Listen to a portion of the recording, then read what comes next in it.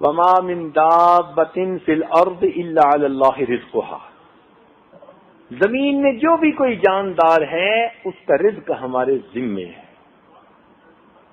اللہ تعالیٰ رزق پہنچاتے ہیں۔ سمندر میں مچھلیوں کو، ہوا میں پرندوں کو، اور زمین پہ انسان کو، ہر ایک کو اس کا رزق پہنچتا ہے۔ اچھا، انسان تو پھر بھی جمع کر کے رکھتا ہے، لیکن پرندے کون سا جمع کرتے ہیں بھائی؟ کوئی ہے پرندہ جو اپنے گھونسلے میں جمع کر کے رکھتا ہو؟ کوئی نہیں رکھتا۔ روز اللہ توکل نکلتے ہیں اور اللہ تعالیٰ روز ان کو رزق عطا فرما دیتے۔ پلے رزق نہ بندے پکھو تے درویش، جنہ تکیا رب دا انہ رزق ہمیش، کہ درویش اور پرندے یہ اپنے پلے رزق نہیں باندھا کرتے، جن کو اللہ پہ توکل ہوتی ہے ان کو رزق ہمیش ملا کرتا ہے، روز اللہ ان کو عطا فرماتا ہے۔ رزق کا معاملہ ایسا ہے۔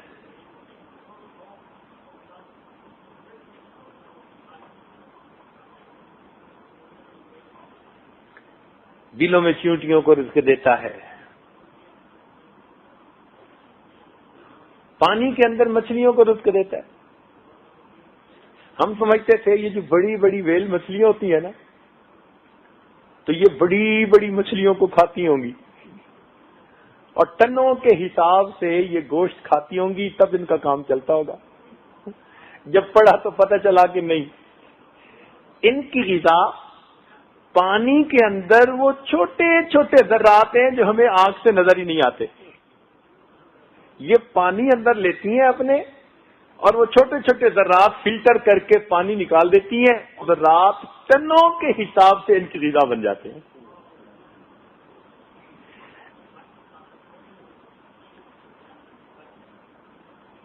ہم نے ایک ایکویریم امریکہ میں تھا، اس میں پڑھا کہ جب بلو ویل پیدا ہوتی ہے تو اس کی زندگی میں ایسے دن آتے ہیں کہ 500 kg اس کا وزن ڈیلی بڑھتا ہے۔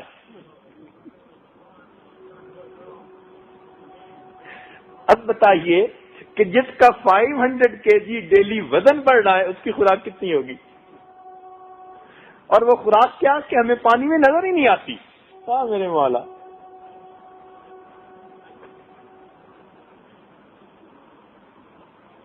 رزق کا بندوبست پروردگار نے کر دیا۔ ہمارے ایک دوست ڈاکٹر صاحب تھے، وہ اپنی فیملی کے ساتھ پہاڑی علاقے میں ذرا گھومنے پھرنے گئے۔ ایک پہاڑ پر گول خوبصورت سا پتھر تھا، اس پر جب ان کی نظر پڑی نا تو ان کی بیٹی نے کہا کہ ممی وہ پتھر دیکھو، جیسے ہمارے ڈرائنگ روم کا کلر ہے نا بالکل اس سے میچ کرتا ہے۔ ماں نے کہا بیٹی اٹھا لو۔ وہ گول سا پتھر تھا، چھوٹا سا، انہوں نے اٹھا لیا۔ ان کی وائف نے کہا کہ ہم اس کو سفر کی یادگار کے طور پر اپنے ڈرائنگ روم میں رکھیں گے۔ 2 سال وہ پتھر ان کے ڈرائنگ روم میں رہا۔ ایک دن ان کی بیوی صفائی کر رہی تھی خود، اس نے جب پتھر کو اٹھایا تو وہ پتھر اس کے ہاتھ سے پھسلا تو فرش پہ اوپر گر کے 2 ٹکڑے ہوا۔ اس نے دیکھا تو اس کے اندر ایک سوراخ تھا، ایک کیویٹی تھی اندر۔ جب اس نے دیکھا تو ایک کیڑا اس میں سے نکل کے فرش کے اوپر چلنے لگے۔ حیران کہ 2 سال یہ پتھر ہمارے گھر پہ رہا، اے مالک تو کتنا بڑا ہے، بند پتھروں میں بھی تو کیڑوں کو غذا پہنچا دیتا ہے۔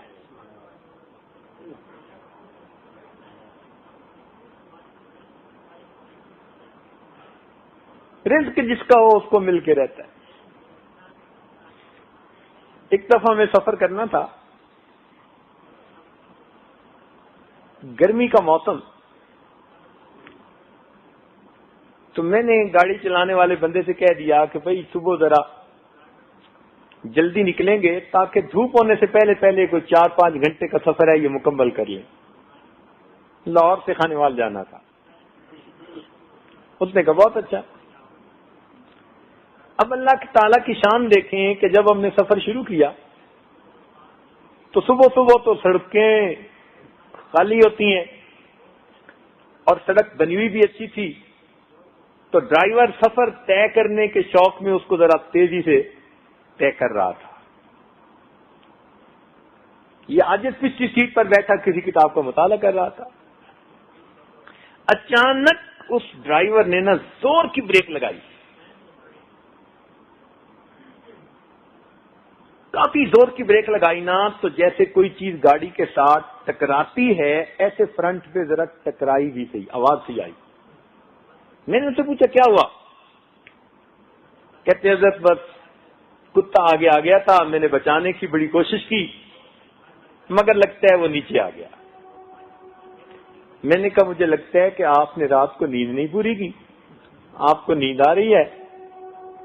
آپ کو میں نے پہلے بھی سمجھایا کہ جب سفر پہ نکلنا ہو تو رات نیند پوری کرتے ہیں. اچھا ایسے کریں کہ آگے آپ کو کوئی ہوٹل ملے تو ذرا روکنا، میں آپ کو ایک ڈرائیور کپ چائے پلاؤں گا تاکہ آپ کی نیند ٹھیک ہو جائے. خیر اس نے پھر گاڑی بھگانی شروع کر دی. 30 یا 35 میل گاڑی چلی اور 35 میل کے بعد جا کر ایک ریسٹورانٹ تھا سڑک کے بالکل اوپر بڑا. اس نے وہاں جا کے گاڑی روکی. میں نے اسے کہا آپ چائے پیئیں. تو دل میں خیال آیا کہ بھئی وہ پتہ نہیں آگے کوئی چیز لگی تھی تو ڈینٹ پڑا، کیا ہوا، میں ذرا دیکھوں جو صحیح.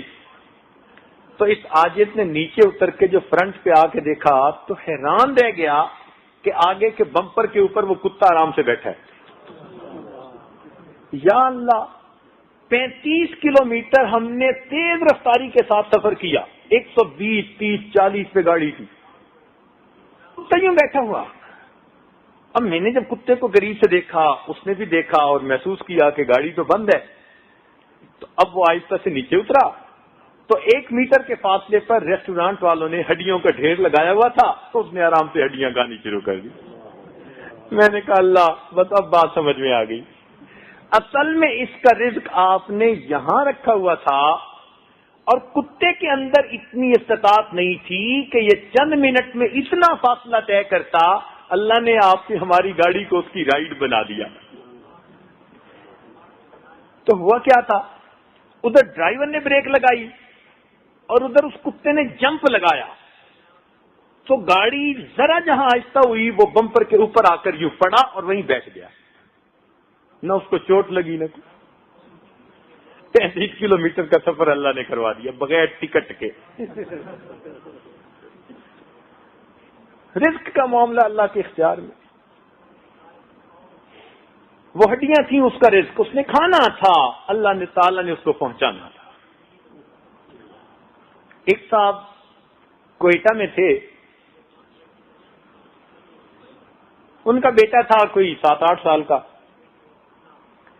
اب یہ بچے چھوٹے جو ہوتے ہیں نا، یہ کوئی نہ کوئی الٹی سیدھی حرکت کرتے ہی رہتے ہیں، کچھ نہ کچھ کرتے رہیں گے. بے بکری، بے بندر، بے بچہ، یہ تینوں کچھ نہ کچھ کرتے ہی رہیں گے، آرام نہیں ان کو. وہ چنے بیٹھا کھا رہا تھا اور چنے کیسے کہ یہاں سے اٹھا کے نا وہ پھینکتا اور منہ سے کیچ کرتا، پھر دانا پھینکتا پھر منہ سے کیچ کرتا. اللہ تعالیٰ کی شان کے بے دھیانی میں جو اس نے دانا پھینکا نا تو سیدھا ناک کے اندر چلا گیا. اب اس نے جلدی سے انگلی جب اور اندر پینک ہو گیا تھوڑا، اور اس کو اگر اس نے نکالنا چاہا تو وہ اچھی طرح ناک کے اندر کے سوراخ میں پہنچ گیا. اب وہ ماں کے پاس آیا، امی یہ ہو گیا ہے. اب ماں سمجھدار تھی، وہ کہنے لگی کہ اس نے اتنا آگے پہلے سے پہنچا دیا، اگر میں نے کوشش کی تو ایسا نہ ہو کہ یہ اور اندر چلا جائے، زخم ہو جائے، کوئی کمپلیکیشن ہو جائے. مگر عجیب اللہ تعالیٰ کی شان کہ اسی دن انہوں نے لاہور واپس آنا تھا اپنے کسی عزیز کی شادی کے سلسلے میں، اور 1.25 گھنٹہ فلائٹ میں باقی رہ گیا تھا. بس ابھی وہ ماں اس سے بات کر ہی رہی تھی، اتنے میں خامد گھر آیا، کہنے لگا مجھے دفتر سے آتے ہوئے دیر ہو گئی، جلدی جلدی اب سامان اٹھاؤ، چونکہ 15 منٹ ایئرپورٹ پہنچنے میں لگیں گے اور گھنٹہ پہلے رپورٹ کرنی ہوتی ہے، اور فلائٹ نہیں میں مس کرنا چاہتا، اوور بکنگ ہے۔ لو جی، اس بیوی نے کہا جی کہ اس کے ساتھ تو یہ ہو گیا۔ اس نے کہا اس کی شرارت کا نتیجہ ہے نا، تو اب اس کو ہے تو کچھ نہ، تھوڑا عجیب سا فیل ہو رہا ہے، اس کو کہو کہ یہ گھنٹہ ڈیڑھ اس کو برداشت کرے، ہم وہاں لاہور پہنچ جائیں گے تو وہاں جا کر ہم، ہمارے کزن ایک ڈاکٹر ہیں، سرجن ہیں، ان سے یہ نکلوا لیں۔ چلو جی، بچے کو ماں نے سمجھایا بیٹا گھنٹے ڈیڑھ کی بات ہے تو اس کو برداشت کر لے، وہاں جا کے نکلوا لیں گے۔ یہ لاہور پہنچ گئے، اس سے آگے جس شہر پہنچنا تھا سامان رکھا، اس نے بچے کو لیا اور اپنے کزن کے گھر، جب وہاں پہنچا تو کزن واش روم میں نہا رہا تھا، اس کی وائف نے اس کو بٹھایا ڈرائنگ روم میں اور کہا جی کہ بس جیسے ہی وہ ابھی واش روم سے باہر آتے ہیں ابھی آپ کے پاس آتے ہیں، آپ بیٹھے، میں کچن میں چائے بناتی۔ وہ چائے بنانے چلی گئی، یہ انتظار میں بیٹھ گئے، اتنے میں اس بچے کو چھینک آئی، اور چھینک ایسی زور کی تھی کہ ناک میں سے وہ دانہ نکل کر فرش پر گرا، تو ڈاکٹر صاحب کے ہاں ایک مرغی تھی، وہ قریب پھر رہی تھی، اس نے دانے کو چگ لیا۔ وہ دانہ اس مرغی کی غذا تھی۔ اب وہ 1000 میل سے زیادہ کیسے دور پہنچے؟ اللہ نے اس کو پہنچانے والا بنا دیا۔ چل بھائی، ہماری ٹی سی ایس ایسی ہوتی ہے، ہماری فیڈرل ایکسپریس ایسی ہوتی ہے۔ میرے مالک، یاد رکھیں اگر کسی پہاڑ کے نیچے کوئی پانی کا قطرہ ہو اور وہ کسی کا رزق ہے تو بندہ جب تک اس رزق کو نہیں کھائے گا تب تک اس کو موت نہیں آ سکتی۔ اس بارے میں اپنے رب پہ یقین پکا کر لیجیے، ٹھوس یقین، جو میرے مقدر میں ہے پروردگار نے مجھے پہنچانا ہے۔ نحن قسمنا بینہم معیشتہم، اللہ تعالیٰ فرماتے ہیں یہ رزق جو ہم نے تقسیم کیا ہے، اللہ رب العزت پہنچا دیتے ہیں۔ بلکہ اس بارے میں تو شاید پچھلے رمضان یا اس سے پچھلے رمضان ایک واقعہ آپ کو سنایا تھا کہ ایک مسجد کے عالم نے مسئلہ کیا کہ بھائی جس کا رزق ہو اس کو ضرور پہنچ کے رہتا ہے۔ ایک نوجوان دیہاتی تھا تو ان پڑھ، اس نے کہا یار اس کو آزماتے ہیں کہ میں جب نہیں کھاتا تو مجھے رزق کیسے پہنچے گا۔ اس نے کھانے پینے سے ہڑتال، ماں نے اس کے لیے پراٹھا بنایا، ناشتہ بنایا، بیٹے کھا لے، نہیں میں نے نہیں کھانی۔ ماں نے بہت سمجھایا، وہ کھانے پہ مانتا ہی نہیں تھا۔ اللہ کی شان، دوپہر کا وقت ہو گیا، ماں منت سماجت کرتی رہی۔ جب اس نے دیکھا نا کہ مجھے بہت ہی زیادہ پریشرائز کر رہی ہے تو وہاں سے اٹھ کے بستی کے قریب کھلی سی جگہ تھی، درخت تھے وہاں کافی، اس نے کہا میں وہاں جا کے دوپہر آرام کرتا ہوں، بس میں نے نہیں کھانا، میں دیکھتا ہوں مجھے رزق کیسے پہنچتا ہے۔ وہ وہاں جا کے درختوں کے درمیان سو گیا۔ اب ماں بیچاری اس کے پیچھے چلتی ناشتہ لے کے وہیں پہنچ گئی، بیٹے کچھ کھا لے۔ انہوں نے کہا امی مجھے آپ مجبور نہ کریں، میں نے نہیں کھانا۔ خیر اس کے کاموں میں دیر ہوئی تھی، اس نے اس کا کھانا تو وہیں رکھا، تو اس کو چھوڑ کے وہ آ گئی۔ اب اس کو بھی گرم گرم مہک آ رہی تھی کھانے کی تو جی جا رہا تھا، تو وہ اٹھ کے تھوڑا دور لیٹ گیا، تھوڑا اور آگے، کہ مجھے کھانے کی خوشبو ہی نہ آئے۔ اللہ تعالیٰ کی شان کہ کوئی لوگ تھے جو چور تھے، اور وہ دوپہر کے وقت جب گرمی کی شدت ہوتی لوگ گھروں میں دبک ہوئے بیٹھ جاتے، وہ ان کا میٹنگ پوائنٹ تھا، وہاں بیٹھ کے وہ پلاننگ کرتے تھے۔ اب جب گرمی دوپہر کی شدت ہوئی تو وہ وہاں پہنچے، ان میں سے ایک نے جو کھانے کی مہک سونگھی کہنے لگا یار یہ تو بڑا مزیدار کھانا ہے، وہ اٹھا کے لے آیا. ان کا جو بڑا تھا نا وہ سمجھدار تھا. وہ کہنے لگا نہیں مت کھانا, ہو سکتا ہے کہ کسی نے اس میں زہر ملائی ہو,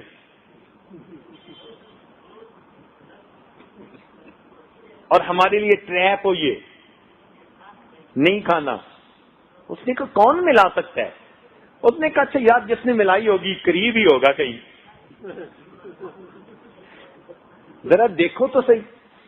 اب وہ جو ادھر چلے تو یہ سانپ پڑے ہوئے مل گئے ان کو, انہوں نے پکڑ لیا. اچھا تو مکاری کر رہا ہے, لیٹا پڑا ہے, تو نے یہ کھانا رکھا, چل کھا اس کو. کہتے جی میں نہیں کھاتا. اب ان کو پکا یقین ہو گیا کہ اس نے ہی کچھ ملایا ہے.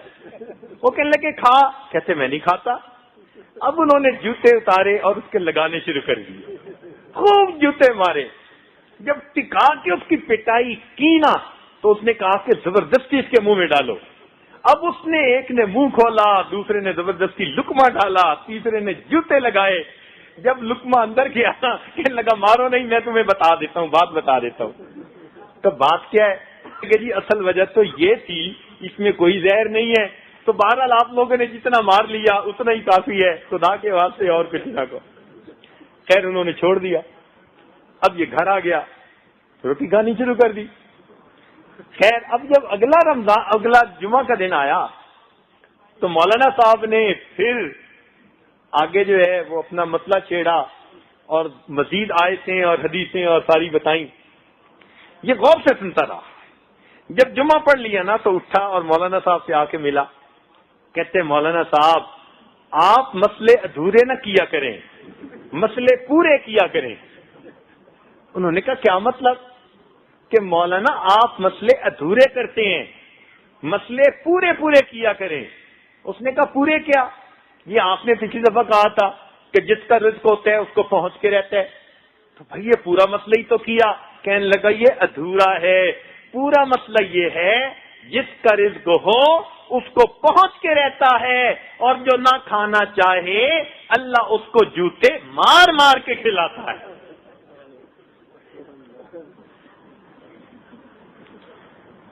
تو واقعی ایسی بات ہے. آپ نیت تو کریں کہ میں نہیں کھاتا, دیکھیں اللہ آپ کو کیسے کھلاتے ہیں. مجبور ہو کہ آپ کو کھانا پڑے گا.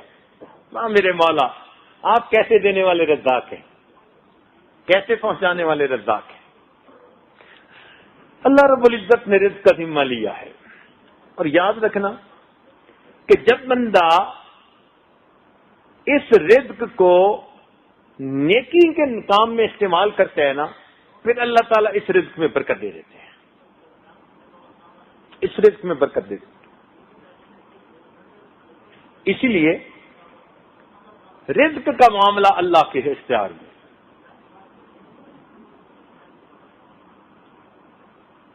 یہ اس وقت کی بات ہے جب ڈالر 8 روپے کا ہوتا تھا, اب تو 60 روپے کا ہے. ہم لوگ کراچی میں گزر رہے تھے کہ ہمیں ایک ریڑھی کے اوپر ایک آدمی دال سیویاں بیچنے والا ملا. تو میرے ساتھی تھے, وہ کہنے لگے کہ یہاں سے کچھ لے لیتے ہیں اور پھر جہاں جا رہے ہیں نا ان کے پاس بیٹھ کے نا یہ کھائیں گے. اسٹوڈنٹ شپ لائف تھی, ہم نے کہا بہت اچھا لے لو. اس نے کچھ دال سیویاں لے لی. میں نے اس آدمی سے پوچھا صدر میں کہ بھئی آپ یہ جو دال سیویاں کا کام کرتے ہیں تو ایک دن میں آپ کی کتنی بک جاتی ہیں دال سیویاں؟ وہ مجھے کہنے لگا جی اللہ کا بڑا کرم. میں نے کہا پھر بھی یہ وہ وقت تھا جب انجینئر کی تنخواہ ایک مہینے کی 150 روپے ہوتی تھی. انجینئر کی تنخواہ اس وقت 150 روپے ہوتی تھی, پھر 250 روپے ہو گئی, پھر 300 روپے ہو گئی. ہم بڑے حیران ہوتے تھے اتنی تنخواہ انجینئر کی بڑھ گئی, 300 روپے ہو گئی. تو جب اس سے پوچھا تو مجھے کہنے لگا جی الحمدللہ روزانہ اس ریڑھی سے 6000 روپے کی دال سیویاں بیچتا ہوں. جب engineer B S C engineer کی تنخواہ 1000 سے کم تھی مہینے کی, دال سیویاں بیچنے والا ریڑی کے ذریعے سے 6,000 کی روز بیچا کرتا تھا. رزق ہے، اللہ نے اس کو دینا ہے. ہمارے جماعت کے ایک دوست ہیں، انہوں نے ایک خط لکھا کہ حضرت جب سے میں نے نیکی اختیار کی، فلاں کی، اللہ نے رزق میں بہت برکت دے دی. پھر عجیب بات تو یہ لکھتا ہے کہ میرا چائے کا کھوکھا ہے. کھوکھا سمجھتے ہیں؟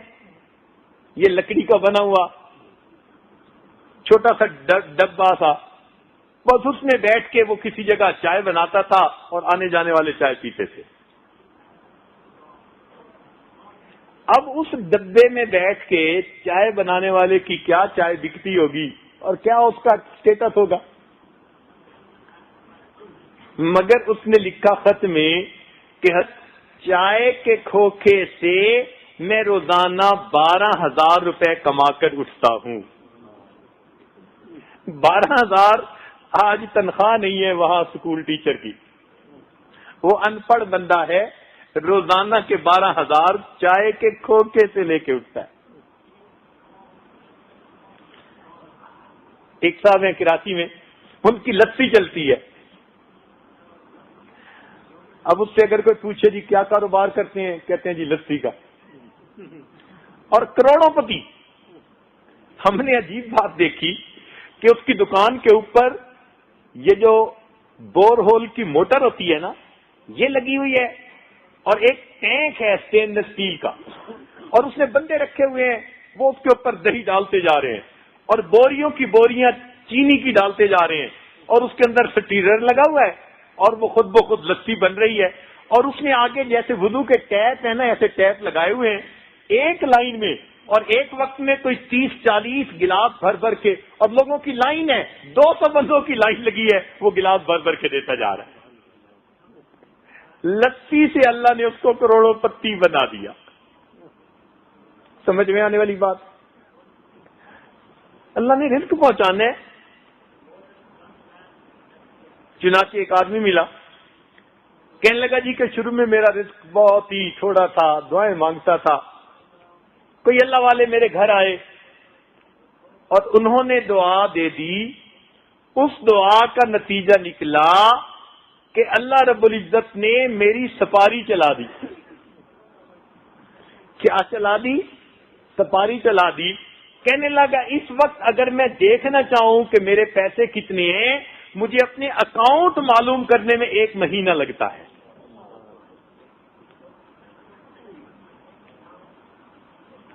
کیا چلا دی؟ سپاری چلا دی. یہ بہانے ہیں سارے کے سارے. اصل میں تو رزق دینے والا کون ہے؟ کئی لکھے پڑھوں کو دیکھا، PhD ڈاکٹر ہیں، نوکری نہیں ملتی، دھکے کھاتے پھرتے ہیں. اور کئی ان پڑھوں کو دیکھا. چنانچہ ہمارے بھائی جان کا ایک شاگرد تھا، اس نے میٹرک کا امتحان دیا اور پھر چلا گیا. کئی سالوں کے بعد آ کر ان کو ملا، استاد جی السلام علیکم. وعلیکم السلام. بھائی کیا ہوا، آپ تو کئی سالوں کے بعد ملے. کہنے لگے جی بس مجھ پر اللہ کا کرم ہوا استاد جی، میں نے میٹرک کا امتحان دیا، الحمدللہ میں فیل ہو گیا. وہ بڑے حیران، یہ کہہ کیا رہا ہے؟ بھائی کیا کہہ رہے ہو؟ کہتے استاد جی مجھ پر اللہ کا فضل ہوا، میں نے میٹرک کا امتحان دیا اور الحمدللہ میں فیل ہو گیا. تو پھر کہنے لگا جی میں یہاں سے فیصل آباد چلا گیا، شرم کے مارے کہ رشتہ دار کیا کہیں گے، گھر والے کیا کہیں گے. وہاں جا کے تو میں نے ایک ریڑھی لگا دی اور اس کے اوپر یہ بنیانے جرابیں بیچنی شروع کر دی. تو اس کے 150 مل جاتے. پھر میرے پاس کچھ پیسے ہو گئے تو کہنے لگا کہ ایک دکاندار تھا، اس کے دروازے پر نا فرنٹ کا وہ تھلا بڑا بنا ہوا تھا، تو میں نے 1 گز کی جگہ لے لی کہ بھئی بجائے سارا دن گھومنے پھرنے کے بیٹھ کے کام کروں. وہ کرائے پر لے کر میں نے وہاں کچھ تولیے اور یہ چیزیں بیچنی شروع کر دی. کہنے لگا اللہ نے اس میں بھی برکت دے دی. پھر آہستہ آہستہ میں نے ایک دکان کرائے پر لے لی، اس میں اللہ نے برکت دے دی۔ کہنے لگا کہ مجھے 4 سال گزرے ہیں اور 4 سال میں فیصل آباد میں تھوک کی کپڑے کی 2 دکانوں کا مالک بنا ہوا ہوں، یعنی ہول سیل کی کپڑے کی 2 دکانیں ہیں اور ان کا میں مالک ہوں، اور مجھے کوئی قرض کسی کا نہیں دینا۔ کہنے لگا استاد جی اگر میں میٹرک میں پاس ہو جاتا تو کہیں کلرک لگ جاتا، شکر ہے میں فیل ہو گیا، اللہ نے مجھے اس وقت اتنا بڑا بزنس مین بنا دیا۔ پروردگار نے رزق پہنچانا ہے، پڑھے لکھے منہ دیکھتے رہ جاتے ہیں، اللہ ان پڑھوں کو رزق عطا کر دے۔ بھائی اس کا تعلق نہ عقل سے ہے، نہ شکل سے ہے، نہ خاندان سے ہے، اس کا تعلق بندے کے قسمت سے ہے، مقدر سے ہے۔ نحن قسمنا بینہم معیشتہ، اس لیے جو بندہ ضرورت سے زیادہ ہینکی پھینکی کرتا ہے نا، سمارٹ بننے کی کوشش کرتا ہے، اس کا بزنس پھر یوں نیچے آتا ہے۔ ہم نے کتنوں کو ڈوبتے دیکھا اپنی زندگی میں۔ اس لیے جب ملنا ہی ہے تو انسان رزق کے حلال کیوں نہ کمائے، رزق کے حلال۔ اچھا کئی لوگوں کو دیکھا اچھا کاروبار چل رہا ہے، بڑے کاروبار کے شوق میں بینک سے لون لے لیتے ہیں، ٹھیک کام تھا، پرسکون زندگی تھی، عزت تھی، سب کچھ تھا، بڑے کاروبار کے شوق میں یہ کنسائنمنٹ منگانی ہے، کنٹینر منگانے ہیں، تو بینک سے لون لے لی۔ بس ایسی بے برکتی ہوتی ہے، جو پہلے ہوتا ہے وہ بھی سارا بینک رفسی ہو جاتی۔ اس لیے اس حرام سے انسان بہت بچے۔ آپ یوں سمجھیں کہ جیسے دودھ ہو، اس کے اندر کوئی پیشاب کو ملاتا ہے؟ کبھی نہیں نہ ملاتا۔ ایسے ہی کوئی حلال کے پیسوں میں ذرا سود کے پیسے ملاتے ہیں؟ یہ سود کے پیسے تو پخانہ اور پیشاب کی مانند ہے۔ اس لیے اہل اللہ جب کش کی نظر سے دیکھتے ہیں، ان کو سود کی یہ ساری چیزیں نجاست اور پخانے کی طرح نظر آتی ہیں۔ تھوڑے پہ راضی ہو جائیے، صبر کر لیجئے، اللہ تعالیٰ اسی میں برکت دیں گے، مگر اس سود کے چکر میں مت پڑیے۔ اس لیے کہ قرآن مجید میں ہے جو بندہ سود کا کام کرے گا فَأَذَنُوا بِحَرْبٍ مِّنَ اللَّهِ وَرَسُولِهِ، اللہ تعالیٰ اور اس کے رسول سے جنگ کے لیے تیار ہو جاؤ۔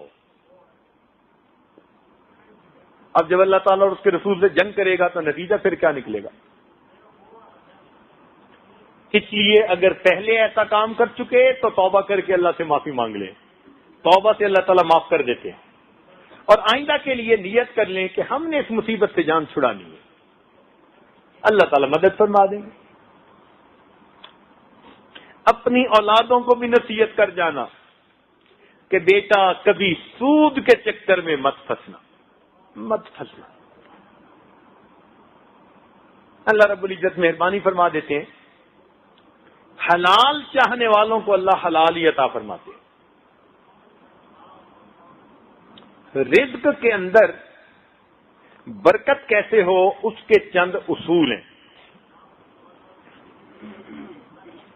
پہلا اصول تو یہ کہ جو آدمی نیکی، دیانت، سچائی کے ساتھ اپنا کاروبار کرے، ان چیزوں کی وجہ سے برکت لازمی ہوتی ہے۔ دلیل اس کی کہ خدیجہ الکبریٰ رضی اللہ تعالی عنہا نے نبی علیہ الصلوۃ والسلام کو سامان تجارت دے کر بھیجا، تو نبی علیہ الصلوۃ والسلام نے اس کو جا کر بیچا۔ صداقت، امانت، دیانت، فراست، ان چیزوں کو استعمال کیا۔ نتیجہ کیا نکلا کہ اس مال کا منافع عام معمول سے دگنا منافع ہوا، جس پر خدیجہ کبریٰ حیران ہوئی کہ بھئی اتنا زیادہ منافع روٹین میں ہوتا ہی نہیں تھا۔ علماء نے لکھا ہے کہ جب نبی علیہ السلام نے پرائے مال پر اپنی صفات کو استعمال کیا. مال پرایا تھا، امانت اپنی تھی، دیانت اپنی تھی، صداقت اپنی تھی، فراست اپنی تھی. جب ان صفات کو پرائے مال پہ استعمال کیا، اللہ نے اس میں دگنا نفع دے دیا. اے بندے، تو ان صفات کو اپنے مال پہ استعمال کرے گا، اللہ تجھے کتنا نفع عطا فرما دے.